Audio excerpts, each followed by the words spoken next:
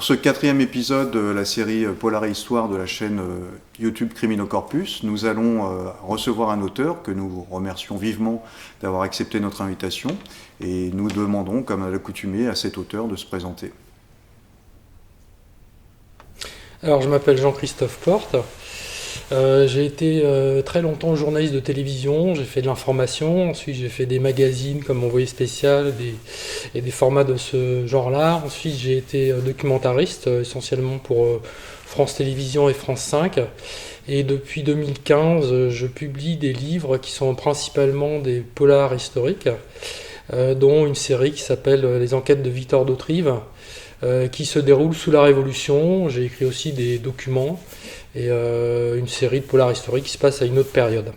Voilà, donc depuis 2017, j'écris à plein temps. Alors est-ce que tu peux, s'il te plaît Jean-Christophe, nous parler des grandes caractéristiques de ton dernier polar historique qui s'intitule La femme aux doigts d'or, qui vient de paraître chez City Éditions et qui constitue, tu viens de le préciser, le dernier opus d'une longue série d'enquêtes qui se déroule pendant les événements révolutionnaires de 1789. Alors c'est effectivement le 7e tome d'une série qui va bientôt en compter 8 et encore d'autres je pense après. C'est toujours basé sur le même principe, c'est-à-dire qu'il y a un jeune héros qui est un aristocrate qui au début de la Révolution adhère aux idées nouvelles, renonce à sa particule, il fuit sa famille, il est très jeune parce qu'il a des très mauvais rapports avec son père, et il devient à Paris le protégé de Lafayette qui en 1791 est l'homme important, l'homme clé de la Révolution, et qui essaye de porter le royaume vers une royauté constitutionnelle, ce que Louis XVI ne veut pas et qui va poser des problèmes par la suite. Donc d'Autrive devient le protégé de Lafayette et il va mener des enquêtes policières ou des missions de renseignement au service du pouvoir, et il se trouve que chacune de ces enquêtes, que chacune de ces histoires est liée à un événement historique de la Révolution qui sert de trame de fond, de décor. Il y a une intrigue policière essentiellement ou de thriller. Et puis ce qu'on va voir aussi au fil de 7 tomes et 8 et ainsi de suite, c'est l'évolution personnelle de Victor d'Autrive, qui au début est très jeune, qui commet des erreurs, qui est très enthousiaste pour la Révolution, mais une révolution qui est la révolution de Lafayette et qui n'est pas forcément celle qui est voulue par d'autres révolutionnaires plus avancés. Donc il va évoluer politiquement, il va évoluer personnellement, il va faire des rencontres, il va tomber amoureux, il va avoir des amis, il va avoir des ennemis, il va se constituer une sorte de petite famille. Donc c'est une série qui est aussi évolutive, c'est-à-dire que c'est pas un héros monolithique qui réagit toujours de la même façon. Il évolue au fil du temps, il évolue dans la Révolution. C'est ça l'intérêt de la série, je pense, pour les lecteurs. Alors on se trouve aujourd'hui dans un endroit parisien original, impressionnant, et généralement non accessible au grand public. Est-ce que tu peux nous expliquer, s'il te plaît, ce qui permet de relier ce lieu, cet endroit singulier, avec la période historique et l'intrigue de ton polar La femme aux doigts d'or? Alors, il se relie à ce lieu, se relie à mon dernier livre paru, La femme aux doigts d'or, mais aussi à tous les autres. Pourquoi ? Parce qu'on est ici aux Archives nationales. Donc, comme leur nom l'indique, c'est là où sont déposées toutes les archives de France à partir du moment où elles existent, évidemment. Et on est notamment à côté d'un endroit qui s'appelle l'Armoire de Fer. Donc, l'Armoire de Fer, en fait, ça a deux sens. Il y a une première armoire de fer qui apparaît dans mes livres. Donc, on parle de la prise des Tuileries dans L'Espion des Tuileries, justement. Et c'est le moment où les révolutionnaires vont prendre les Tuileries. Il se trouve que dans ce château, qui est occupé par le roi et sa famille, il y a un petit coffre-fort qu'il a fait creuser dans un mur et qu'il a fait équiper par un serrurier, où il dissimule ses propres archives et qui, à un certain moment de la Révolution, va devenir une source à la fois de fantasmes, mais aussi de querelles entre les révolutionnaires, parce qu'il se trouve que c'est un homme d'un parti qui s'appelle Roland qui a ouvert cette armoire, et ses opposants vont dire qu'il a dissimulé des documents qui l'incriminaient lui. Donc il y a des querelles internes, et puis il y a aussi des éléments qu'on va verser au dossier d'accusation de Louis XVI pendant son procès, qui sont d'ailleurs pas si incriminants que ça, mais qui prouve qu'il a corrompu un certain nombre de révolutionnaires au début de la Révolution, en 1790 et 1791, qui prouve qu'il a correspondu avec les cours étrangères et qui appuie le fait que peut-être il s'appuie sur l'étranger pour essayer de détruire la Révolution. Et donc, voilà, il y a une de mes histoires qui se situe autour de la prise des Tuileries et autour de l'armoire de fer. Et ici, là où on se trouve, c'est une autre armoire de fer qui est celle officielle, donc une espèce de grand coffre-fort où on a résumé un peu toute l'histoire de France. C'est-à-dire, il y a certaines archives qui parlent de Louis XIV, on parle de Jeanne d'Arc, et il y a aussi des éléments très importants de la Révolution, donc certaines pièces du procès. Il y a des restes de la planche à assignat, puisque les planches authentiques ont disparu, et l'assignat a joué un rôle très important pendant la Révolution, parce que la Révolution a été doublée d'une crise économique qui était basée sur l'affaiblissement de la valeur de l'assignat, qui était un papier-monnaie, donc qui a posé beaucoup de problèmes à la Révolution et qui a causé aussi son aggravation. Et puis il y a aussi le maître étalon, le maître original, c'est-à-dire c'est le moment où les révolutionnaires décident de faire table rase du passé et de mettre des nouvelles mesures de poids, de distance, mais aussi des nouveaux départements, des nouvelles instances. Voilà, c'est un peu tout ce qui se passe dans cette armoire de fer avec tous ces éléments. Et dans cette armoire de fer, donc la grande qui est ici aux Archives nationales, il y a aussi l'original. Alors là, c'est la constitution faite par Charles de Gaulle de la Ve République, mais il y a eu aussi les autres constitutions, et notamment celle de 1791, qui est aussi un élément crucial dans la Révolution, puisque cette constitution de 1791, elle a été faite après la fuite du roi à Varennes, qui apparaît aussi dans mes livres, et ça posait évidemment beaucoup de problèmes, puisque le chef de l'État avait fui la France, donc comment pouvait-on remettre à la tête de l'État et faire signer par ce chef de l'État une constitution, alors qu'on sait que le roi, quelque sorte, a voté avec ses pieds en fuyant le pays. Donc c'était aussi dans l'armoire de fer. Bon, et aujourd'hui, c'est la constitution actuelle. Dans La femme au doigt d'or, tu évoques une période historique, donc la période historique révolutionnaire qui est particulièrement instable et mouvementée. Peux-tu nous dire pourquoi, en tant qu'auteur de polar, tu t'es intéressé tout particulièrement à cette période historique très agitée, politiquement et socialement ? Et est-ce que tu peux nous dire aussi quelles sont, dans cette période historique complexe, les informations que tu décides de retenir, celles que tu ne retiens pas, afin de nourrir ton enquête, ton intrigue, et aussi, bien sûr, l'enquête menée par Victor d'Hauterive, qui, dans La femme au doigt d'or, n'est plus sous les ordres de Lafayette, mais officie pour Georges-Jacques Danton. Alors, déjà, pourquoi la période ? J'ai choisi une période... bon, moi, je suis un passionné d'histoire, donc j'ai choisi de faire ce genre-là, qui est le polar ou le thriller historique, parce que c'est quelque chose qui m'intéresse, mais il y a des auteurs qui aiment bien voyager, qui font des polars... comme ça, de voyage où on va visiter différents pays. Moi, c'est l'histoire, mon décor, et c'est dans l'histoire que j'ai envie d'inviter les lecteurs à se promener. Et j'ai choisi cette période parce que c'est une période qui est une période de grands bouleversements, comme chacun sait. Donc à la fois, c'est une période qui est très connue, c'est-à-dire que pratiquement tous les Français, même les gens qui n'ont pas de culture, savent qui est Marie-Antoinette, par exemple. Ils savent ce que c'est que prendre la Bastille. Donc c'est quelque chose qui est vraiment ancré dans l'imaginaire et dans l'histoire française. Mais c'est aussi une période qui est méconnue parce qu'il s'est passé vraiment énormément de choses en 5 ans, entre 1789 et 1794, la chute de Robespierre. Il s'est passé vraiment une infinité de choses qui sont toutes très intéressantes. Et donc en faire un décor pour des histoires policières, c'est quelque chose de formidable parce qu'il y a toujours des retournements de situation. Et pour les gens qui aiment l'histoire, le sel, c'est que ces retournements de situation sont vrais. On n'a pas besoin de changer. Lorsque le chef de l'État, je prenais cet exemple, dans le premier roman qui s'appelle L'affaire des Corses en tête, on assiste à la fuite du roi. Cette fuite du roi, elle est réelle, et c'est un événement incroyable, puisque c'est le chef de l'État qui s'enfuit comme un voleur. Donc, d'ailleurs, en organisant tout un complot. Donc, à la fois, c'est un événement très connu, mais par exemple, on ne sait pas que ça a été un complot très organisé, très financé, et que finalement, ça a été à 2 doigts de la réussite, et qu'il a fallu une série de hasards pour que ça ne marche pas.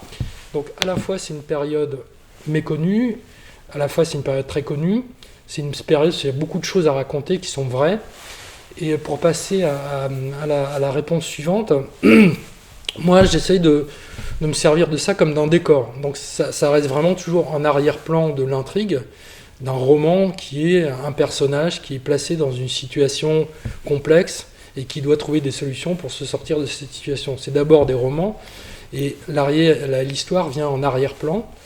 Et donc mon choix, c'est de toujours prendre un événement connu, significatif, et qui fait que l'histoire évolue. Donc là, dans l'exemple de la femme au doigt d'or, l'événement, c'est la fin du roi.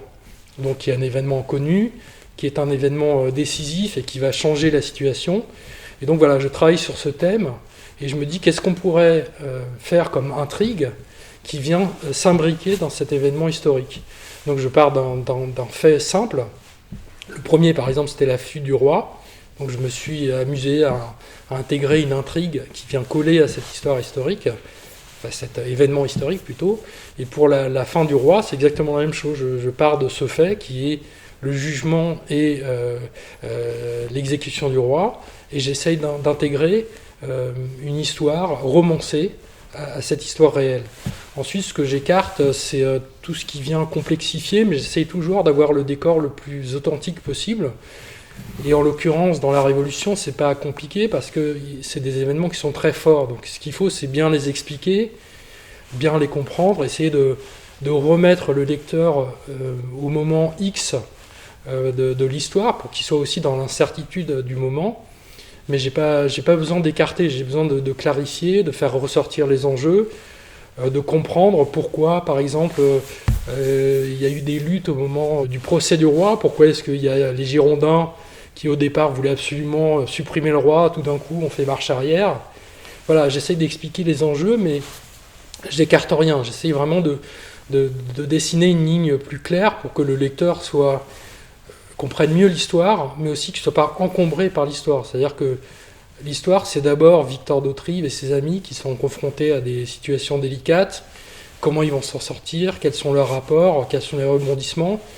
L'histoire, c'est toujours en deuxième rideau. Alors tu viens de le dire, tu es extrêmement précis dans la description des événements de l'époque, mais aussi dans l'ambiance de l'époque et dans les enjeux pour bien permettre au lecteur de comprendre ces enjeux et le contexte de l'époque. Pour te documenter, est-ce que tu consultes uniquement des ouvrages d'historiens ou bien est-ce que tu consultes d'autres sources, des archives? Est-ce que tu te rends aussi, par exemple, dans certains lieux particuliers pour t'en imprégner ou bien pour mieux comprendre ces lieux et les événements qui s'y sont déroulés? Alors, pour les archives, moi je suis venu ici aux archives il y a une douzaine d'années. Donc j'ai donné ma carte d'identité, on m'a donné un sac transparent avec un crayon à papier et du papier à l'intérieur. Et j'ai sorti des cartons d'archives, mais des cartons d'archives, ici on a des milliers. Et en fait, aller fouiller les archives, c'est un métier et ça prend beaucoup de temps. Et c'est pas mon métier, c'est pas d'aller fouiller les archives. Donc j'ai assez rapidement arrêté cette méthode. Et en fait, aujourd'hui, je regarde les historiens qui, eux, vont consulter ces archives. Donc, pour répondre à cette question précise sur ce sujet-là. Après, pour la façon de me documenter, je vais lire... voilà, je prends un thème. Je me dis, tiens, je vais créer un héros qui va être mêlé à une histoire autour du procès du roi. Donc ça, c'est le... Voilà. J'ai le thème général. Donc, je vais lire 10, 15 livres, 20 livres d'historiens qui relatent cet épisode. Et je vais travailler comme je le faisais quand je faisais des documentaires, c'est-à-dire je vais aller voir tout un tas de sources, tout un tas d'historiens qui, eux, ont été voir les archives, et je vais voir comment ils racontent l'histoire, comment ils interprètent la querelle entre les Girondins et les Montagnards au moment du procès. Donc il va y avoir différents sons de cloche parce que il y en a qui sont plus ou moins orientés de manière conservatiste, d'autres qui sont plutôt communistes, hein, pourquoi pas, puisque la Révolution a donné lieu à toutes sortes d'écrivains, toutes sortes d'ouvrages qui sont parfois très très politisés. Donc j'essaye de me faire une idée de l'événement et je lis beaucoup de choses. Et en fait, les intrigues viennent de ce que je lis, c'est-à-dire que pourquoi il y a eu cette querelle, pour reprendre cet exemple, entre les Girondins et les Montagnards, on s'est aperçu que certains votants qui étaient des Girondins, donc qui étaient supposés être tout à fait opposés au roi et vouloir en fait sa mort, ont été influencés, voire même ont été corrompus pour que leur vote ne soit plus en faveur d'une décapitation, mais soit pour un exil ou pour un enfermement, par exemple. Donc moi, je me sers de ça pour raconter l'histoire, tout simplement. Et puis après, je me sers de mes lectures pour aller chercher des petits détails qui parfois vont me demander beaucoup de temps, mais pour savoir comment les Tuileries étaient gardées, qu'est-ce qu'on mangeait, et où est-ce qu'on mangeait, et à quelle fréquence, et quelles sortes de personnes on pouvait croiser quand on se promenait dans la campagne à midi ou à Paris à 8h du soir. Voilà, j'essaie d'avoir des petits détails qui sont vraiment là par petites touches pour donner une impression de réalité et d'immédiateté au lecteur. Voilà, pour qu'il ait l'impression d'être dans un décor qui voyage vraiment dans le temps, avec tout un tas de petits éléments qui sont comme des éléments dans un film où on va mettre un décor que les gens ne voient pas, mais qui voient quand même d'une certaine manière, pour que ça sonne juste. Voilà, c'est ça l'idée de mes lectures, mais en gros, c'est vraiment beaucoup de lectures, et puis petit à petit, il y a des éléments de l'intrigue qui peuvent surgir de ces lectures. Alors justement, tu viens de le dire un peu, mais en quoi tes recherches historiques ont une incidence sur la manière dont tu vas construire tes personnages, en particulier ton personnage principal et l'évolution de ce personnage, mais aussi des incidences par exemple sur le style que tu vas adopter dans ton écriture et les détails que tu vas retenir pour faire revivre le quotidien de cette époque. On pense aux détails vestimentaires, aux détails culinaires, aux détails concernant même les odeurs, etc. Comment est-ce que tu procèdes en la matière ?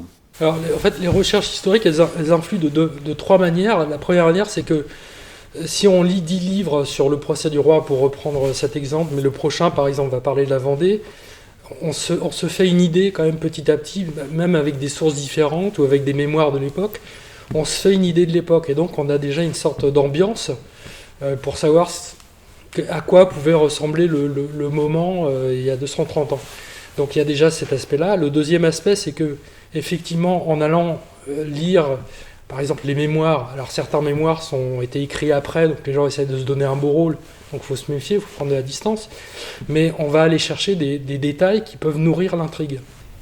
Alors si on lit un livre sur la corruption pendant la Révolution, on va comprendre qu'il y a certains lieux au Palais Royal où c'était vraiment des sortes de petites de clubs de personnes qui avaient décidé de profiter de la Révolution et de s'enrichir avec la Révolution, et qui étaient corrompus et qui pouvaient influer sur la politique ou avoir un rôle politique public qui était complètement différent du comportement du rôle privé de la personne. Donc ça, on va le trouver dans les archives. Et en fait, après, on le transforme en intrigue. C'est-à-dire qu'un personnage corrompu qu'on a lu, dont on a lu la trajectoire dans les intrigues, il devient un personnage du roman que Victor d'Autrive, par exemple, va croiser. Il va voir que cette personne qui se déguise en homme du peuple pour aller à la Convention, le soir, il met des habits de soie et il va jouer des louis d'or dans des cercles de jeu. Donc si on sort ça des archives, on sort ça des historiens, du travail des historiens, et puis on le transforme en séquence, en personnage, et puis d'Autrive va voir ce que c'est concrètement, qui est ce personnage qui a deux visages. Donc ça vient des archives.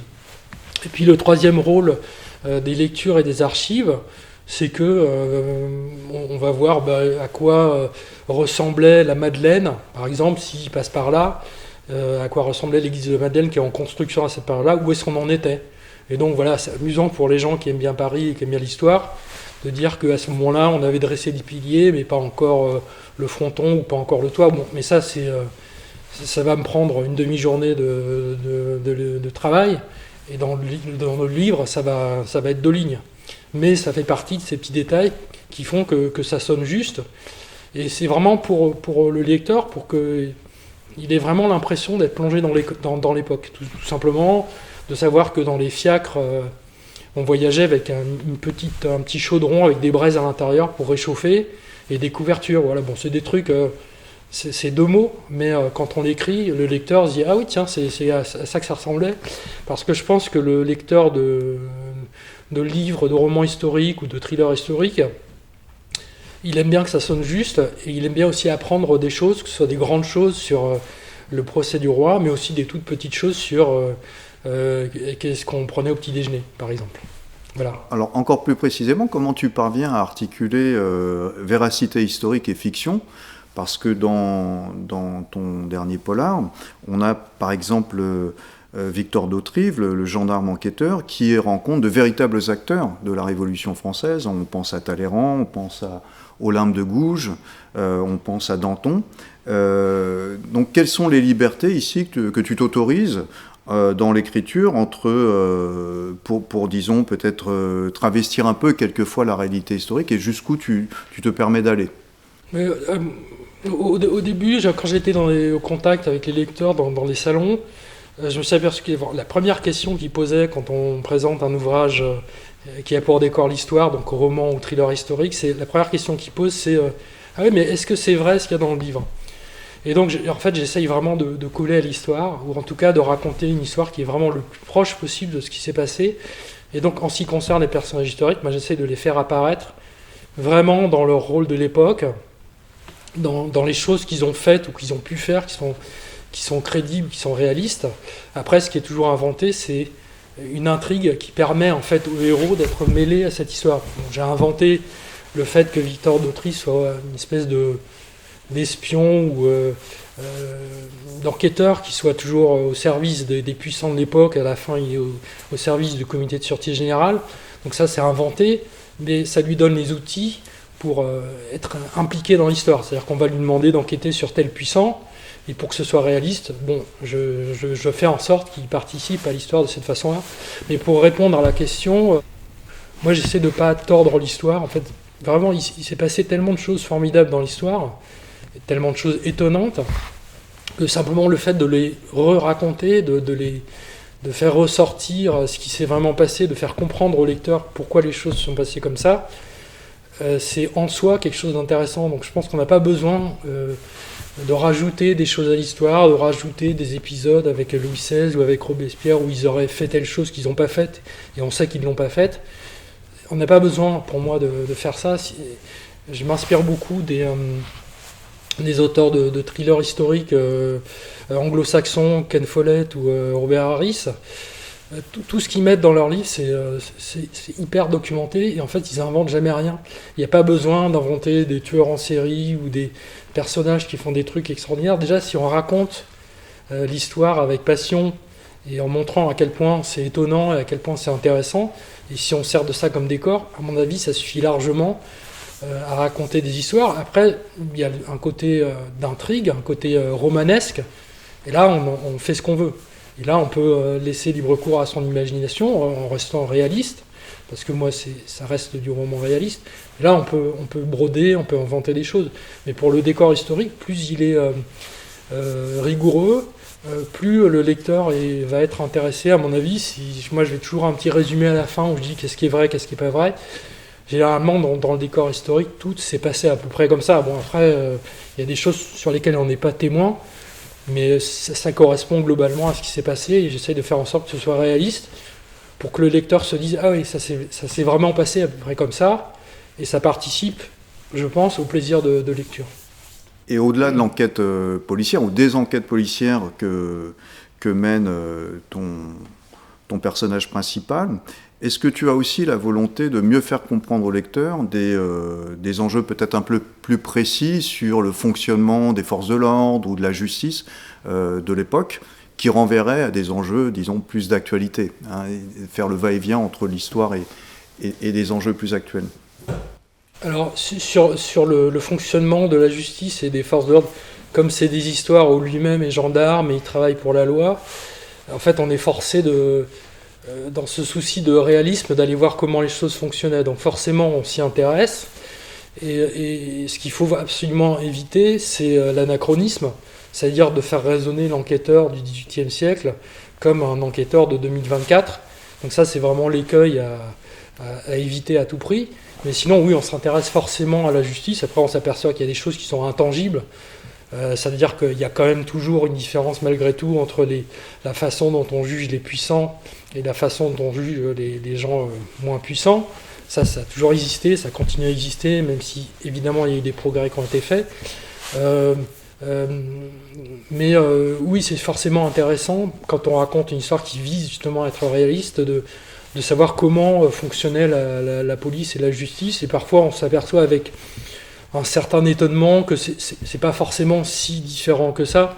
Donc, mais c'est vrai qu'il y a des choses qui ont beaucoup changé. Quand il y avait une scène de crime en 1792, c'est sûr qu'elle était piétinée en 3 secondes et que les témoignages étaient pas... Mais justement, les témoignages, par exemple, ils pouvaient être recueillis exactement de la même façon qu'un gendarme qui fait l'entourage aujourd'hui, qui va poser des questions aux voisins. C'est pas forcément très différent. C'est pas forcément très différent peut-être qu'à une enquête qui aurait pu se passer au Moyen-Âge où oui, on interroge les gens autour. Après, le fonctionnement de la justice et de la police, il reflète vraiment la société de l'époque. Et donc, c'est, en quelque sorte, c'est un voyage que de voir comment fonctionne la justice et la police à l'époque, parce que c'est forcément différent. Les avocats réagissent pas de la même manière, donc les lois ne sont pas les mêmes, et donc là c'est une façon intéressante d'aborder l'époque en racontant cet aspect-là des choses qui contribue vraiment à la véracité de l'histoire. Alors est-ce que tu peux, Jean-Christophe, nous préciser quels sont tes futurs projets d'écriture, si tu en as déjà parlé un petit peu, une suite je crois, et est-ce que tu as d'autres projets d'écriture qui sont susceptibles de te confronter à des problèmes particuliers en ce qui concerne l'histoire ou tes recherches historiques? Les projets, c'est que d'abord, je vais continuer évidemment les aventures, enfin les enquêtes de Victor d'Autry, puisque le prochain va paraître à l'automne 2024, donc dans pas si longtemps que ça, et il va avoir pour décor le début des guerres de Vendée. Là aussi, ça a été un moment pour moi, j'allais dire presque amusant, parce que les guerres de Vendée, c'est un moment qui a été extrêmement politisé, et même aujourd'hui, alors qu'en fait, on s'aperçoit que ça a duré plus d'1 an, et qu'entre le début, c'est-à-dire mars 1793 et mars 1794, c'est plus du tout la même histoire que ce qu'on dit sur la période. C'est pas forcément ce qui est répété aujourd'hui, enfin plutôt ce qu'on dit aujourd'hui, c'est pas forcément ce qui s'est passé. Donc ça fait partie aussi du plaisir à la fois personnel, mais aussi je pense pour le lecteur de redécouvrir la période et de voir quels sont, enfin d'essayer modestement de faire ressortir les enjeux et le décor. Donc ça c'est pour le projet pour la série d'Autrive. Ensuite, j'ai commencé une autre série qui s'appelle Lydie et Mo, qui n'a rien à voir, qui commence en 1942. Là, il y a 2 personnages. C'est une Britannique qui est espionne et un mauvais garçon, mais qui travaille aussi pour les services secrets, qui lui est français, et qui vont se croiser autour d'histoires. La première se passe en 1942, et la deuxième se passe en 1944, donc toujours avec les 2 mêmes personnages. Et l'idée, c'est toujours le même, c'est-à-dire c'est de faire vivre des histoires romanesques à des personnages, mais dans un décor historique et le plus réel possible. Mais c'est vraiment toujours en arrière-plan, c'est-à-dire que c'est comme un décor de cinéma, c'est-à-dire que je vais beaucoup travailler pour que ce soit le plus vrai possible, que l'intrigue soit avec un arrière-plan historique le plus réel possible, mais que ça reste toujours au deuxième plan. Le premier plan, c'est vraiment les personnages et qu'est-ce qui leur arrive. C'est toujours comme ça que je travaille. Et donc voilà, c'est les 2 projets que j'ai actuellement. Enfin, pour terminer, la question un peu rituelle, est-ce que tu connais Criminocorpus ?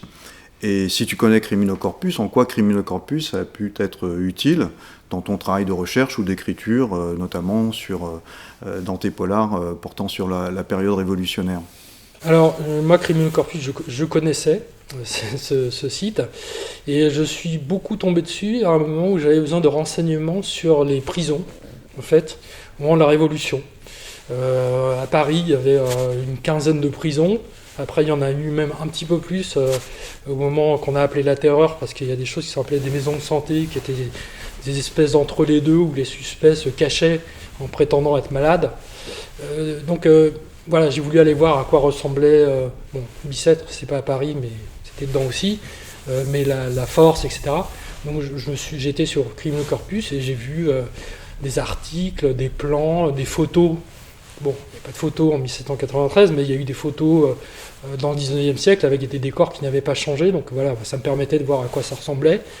Et puis je suis tombé dans le cadre de mon autre série qui commence en 1942 sur des histoires puisqu'il y a un de mes 2 héros qui est un truand, et donc je suis tombé sur des photos, enfin des récits avec j'allais dire la mafia, mais c'est pas la mafia, c'est le milieu de l'époque, le milieu français, donc ce qu'on appelait la carlingue, etc. Donc il y a des articles avec des photos de ces gens, des détails, des cartes, des passeports de la Gestapo, enfin tout un tas de choses comme ça où je tombe régulièrement sur ce site, effectivement.